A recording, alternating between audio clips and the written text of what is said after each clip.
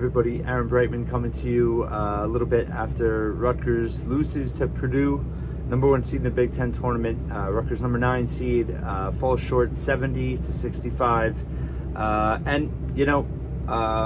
Obviously Rutgers was in position early on. They had a tremendous start.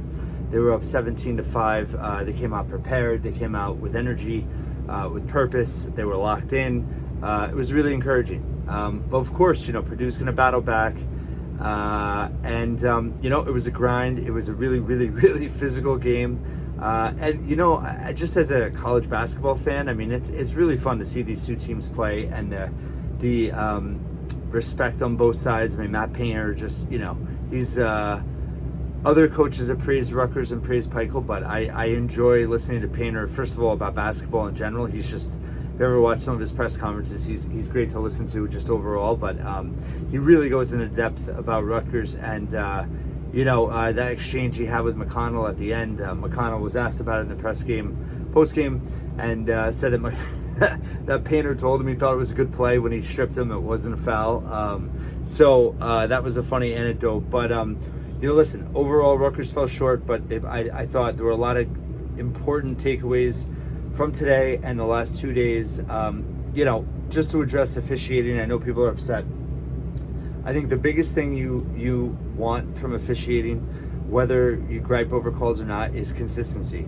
And I think the problem with today was that the refs were very inconsistent in how they called the game from the first half to the second half. It really did pile up. Listen, Purdue had some bad calls against them too, but it really ruined the flow down the stretch. I thought Rutgers did a great job with the press. They made it close. They really made Purdue play every single second to get that win. The press did damage. Rutgers had a few steals at the end. Derek Simpson missed a few close range shots. They missed some free throws down the stretch. It was obvious they wore down the last 5-6 minutes of the game from playing the day before. They left it all on the court, and going into the Big Ten tournament, that's honestly the biggest thing I wanted, was this team just to play hard, play well. They have played hard coming into this, but they hadn't played like themselves. And they played like themselves the last 2 days. They got their mojo back. They played really just smart, I thought, basketball. They evolved their identity. Derek Simpson played really well, and also Antoine Woolfolk gave them great minutes in both games. Oscar gave him a lift in both games a little bit. And, I just think that they're evolving still.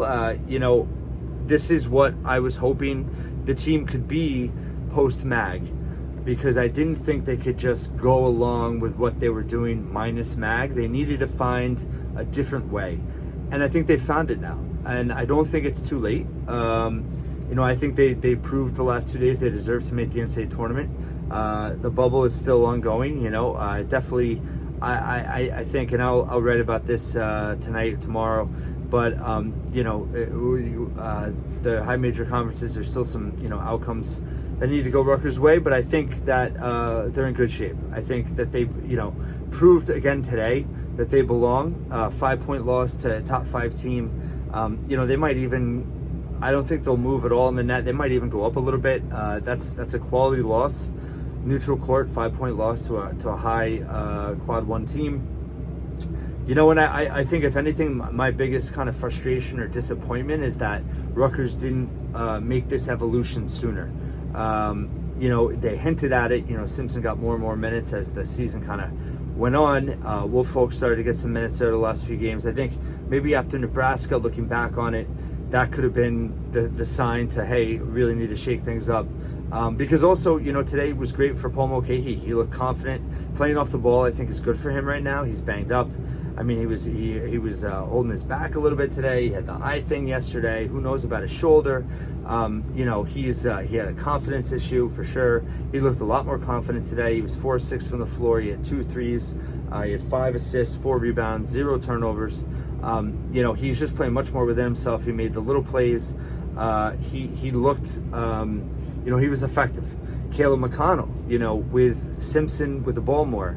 McConnell's shooting less. He had 10 shots yesterday, but today he played much more within himself. He's just so good defensively. Rebounding, he really, is committed to rebounding. He had 4 assists and just 1 turnover today. I thought he played very smart offensively and played his heart out defensively. I just think the team is more balanced now, with the way Simpson is dictating things. Spencer, he got 13 shots. He had a few rim in and out. He was 5 of 13 from the floor, 2 of 5 from 3. He had 13 points, but the offense just flows better. When Simpson and him are taking the most shots, I mean, that's your best shot at good offense. Cliff struggled at times against Edey, but overall, 10 points, 8 rebounds, 3 blocks. He was 4 of 10 from the floor.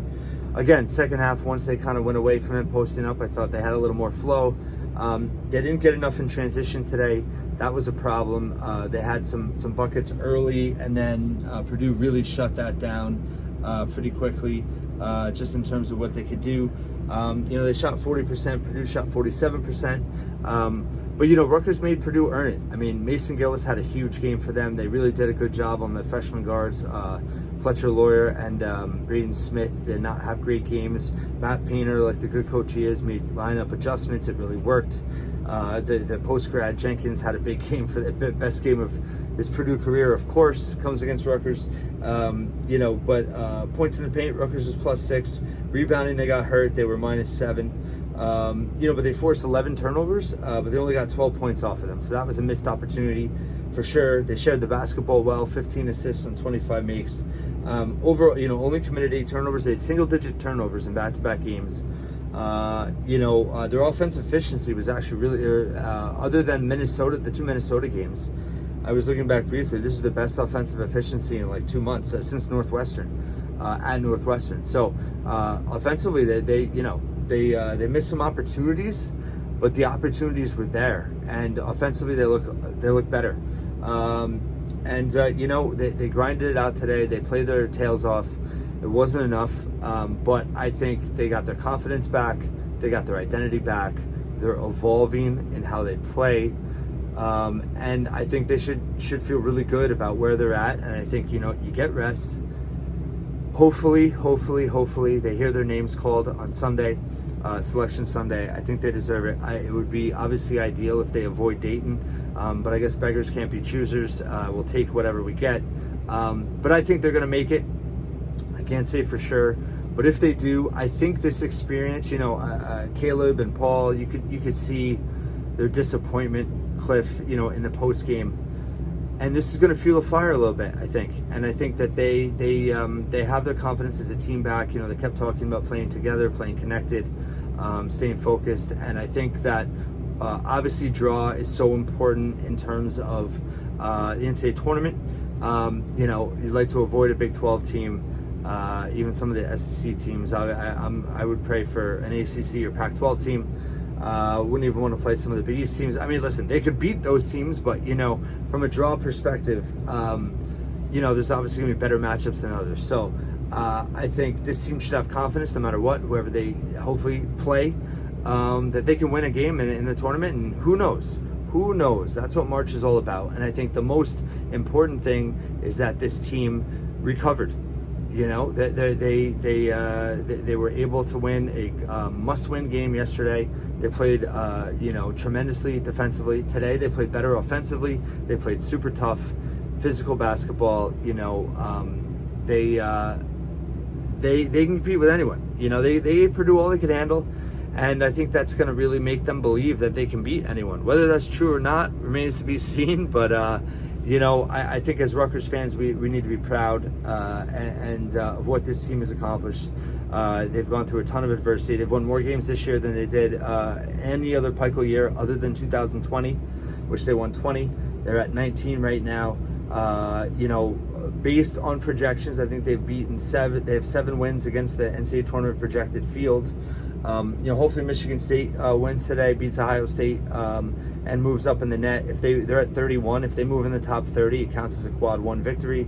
That game that was at Madison Square Garden, that we all thought was going to count as a quad 1, and then the NCAA 2 days before said no, it's a home game for Rutgers. Michael made a point to mention that the Knicks' home court is the Garden in the post game today. So at any rate, things could kind of be coming together, I think. They get another quad one win, hopefully, helps their resume. And again, was a 2-possession loss to the top 5 team in the country. I think, the committee, just from an eye test perspective, and I know, that's not part of it, but you watch this game today, you're sitting on the committee, Rutgers look like an NCAA tournament team. So you have to be proud of this group and what they were able to accomplish. I just want to see, and listen, the development, I can't remember if I mentioned it, but I thought Wolf, offensively, and that bucket he took to Edey and scored over him. I mean, he showed some signs this week at the Big Ten tournament that, the thing about him is that he was a football recruit, right? So this is his first year of playing basketball full time. And look at the results. So I'm just super excited about his development, about Simpson's development. That's two, no matter what happens in terms of the postseason moving forward, Rutgers is establishing 2 really key pieces as freshmen that were under-recruited guys that look really good. And that's a huge thing. So at any rate, I'm digressing. I don't want to get into off-season stuff yet, but I just thought that the Big Ten tournament is very obvious that both these guys are going to be really, really, really good and really big factors for this team. Overall, the bench didn't give him nearly as much today. Hyatt didn't really get in the flow.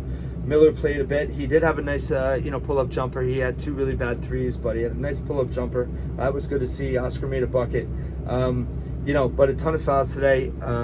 Let's see. Caleb fouled out, and then Cliff, Cam, and Polo had 4 fouls. So, I think that's a variable if they do make the NCAA tournament. The officiating crew that they get, how the game's going to be officiated is going to be part. It's going to be draw. It's going to be how the game is called and how Rutgers adjusts. So, a lot to think about, a lot to be proud of. Overall, it feels good to see this team be themselves again, and they laid it all on the table. And now we wait till Selection Sunday. But just really proud of the job they did today. And I thought, as a program, they proved that the culture is strong. And this is a team that if they get an opportunity, I think, based on everything that happened in the last 5 weeks, they're going to be really hungry to take advantage of that opportunity. And when Rutgers is focused and locked in, they're at their best. So let's see what happens. Thanks for watching, and follow all my coverage at thescarletfaithful.com.